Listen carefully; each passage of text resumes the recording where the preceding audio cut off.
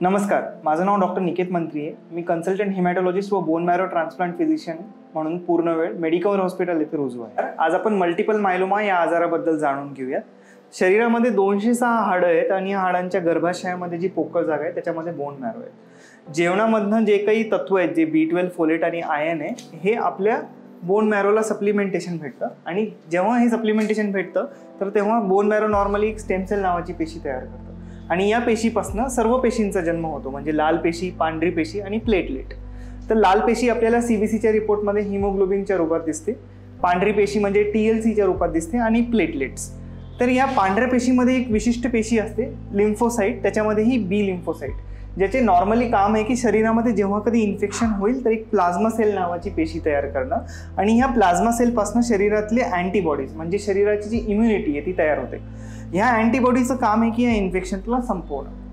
काही म्युटेशन झाल्यामुळे हा जो बी सेल ते प्लाझ्मा सेलचा प्रवास आहे ह्याच्यामध्ये म्युटेशन होऊन बदल घडतो आणि ॲबनॉर्मल प्लाझ्मा सेल्स असे तयार होतात आणि असंख्य संख्येने हे आपल्या बोन मॅरोमध्ये वाढतात. आणि हे ॲबनॉर्मल प्लाझ्मा सेल तयार झाल्यामुळे जी अँटीबॉडी तयार होणार आहे ती सुद्धा ॲबनॉर्मल आहे.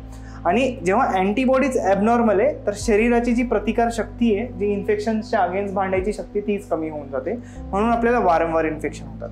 आता समजायची गोष्ट अशी आहे की हे जे प्लाझ्मा सेल वाढले ते बोन मॅरोच्या आतमध्ये वाढलेले आहेत, म्हणजे इथे सगळीकडे त्यांची पेशी वाढलेली असल्यामुळे ह्या हाडांना ते इजा करतात आणि वारंवार म्हणून इन्फेक्शन आणि अन्य प्रॉब्लेम झाल्यामुळे इकडे फ्रॅक्चर्स देखील तयार होतात. आता हे फ्रॅक्चर्स तयार झाल्यामुळे शरीरातले जे कॅल्शियम आहे ते सुद्धा वाढते.